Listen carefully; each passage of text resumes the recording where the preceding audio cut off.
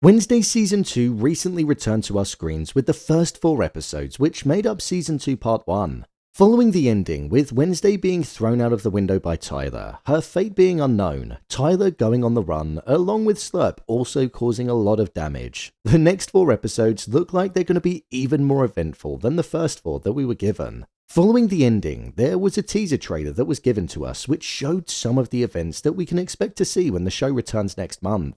So I thought I'd break down the trailer along with giving my theories and predictions on what I think could happen next. Here is Wednesday Season 2 Part 2 trailer explained. Just to let you know, this video will contain spoilers.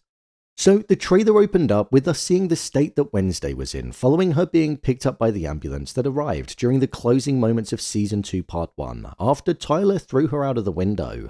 Gomez said to Morticia, "How's our little cadaver?" For those that don't know, a cadaver is a human body that's dead. So in this instance, we're being teased with the fact that Wednesday could well be gone. However, by the end of the trailer, we saw that that's not actually the case. Plus, Morticia also cleared this up in the following sentence.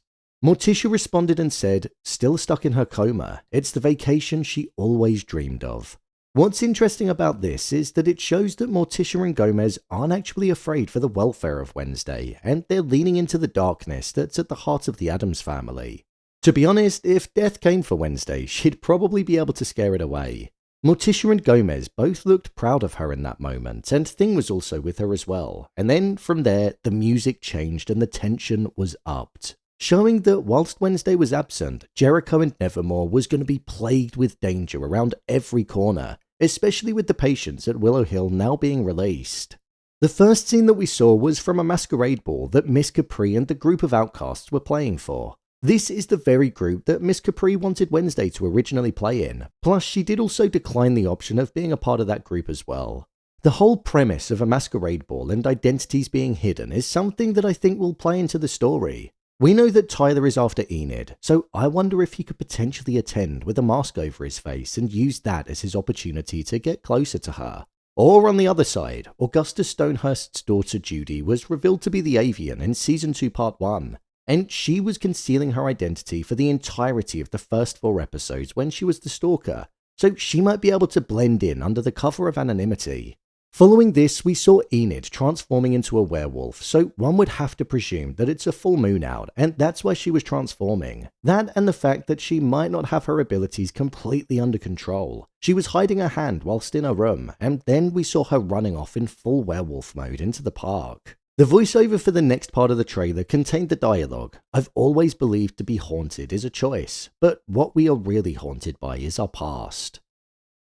This is such an interesting line of dialogue because I think this line connects to all 3 of the antagonists that will be present in the second part of Season 2. Tyler, Judy, and Slurp, all characters that have been shaped by the actions of the past. Tyler with the fact that he lost his mother and was then later controlled by Thornhill, seeing her as his master.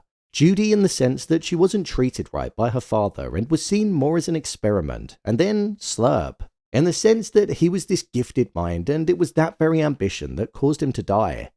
The past shapes people into who they are in the present day, and if those pasts were troublesome ones, then they're going to haunt the person. And that's what we've seen with those 3 characters, so I think they're going to be key to the final part of the season.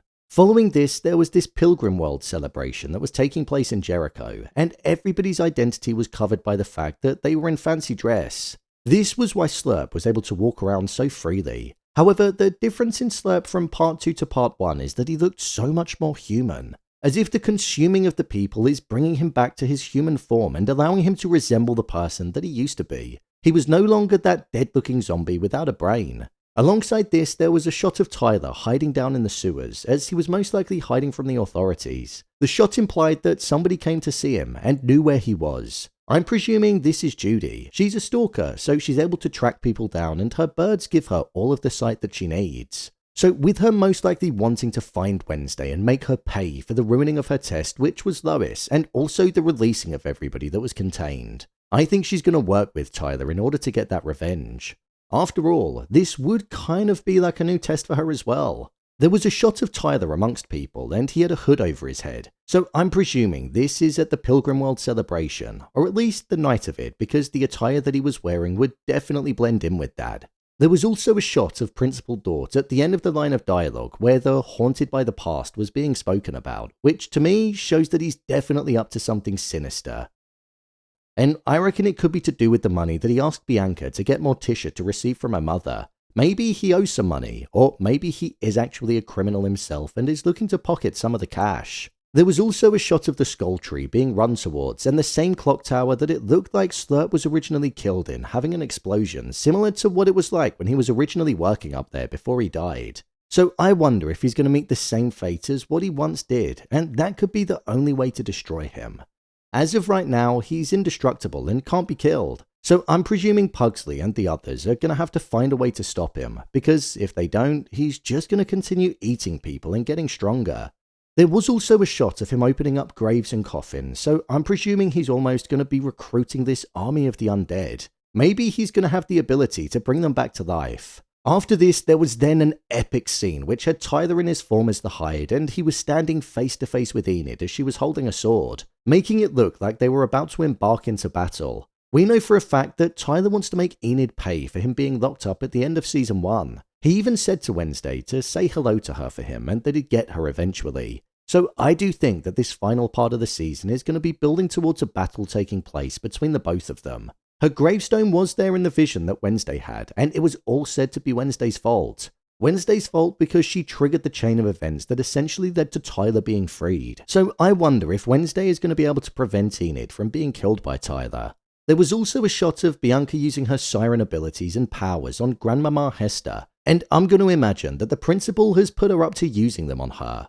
I'm guessing that the principal is going to get her to use those powers so that Hester ends up giving an even larger donation than what she was originally planning on donating. That way he'll be able to take a cut from it and have some kind of riches from the plan, as well as preserving Nevermore. Following this, the trailer then concluded with the exact same shot as the one that opened it, with Wednesday Addams lying there in her coma. But in the background, we heard a heartbeat growing louder and louder until it climaxed with Wednesday opening her eyes, marking the end of the trailer and showing that she's going to survive the ordeal. I wonder if this coma that Wednesday had is what's going to give her the ability to be able to focus on her powers and to regain them.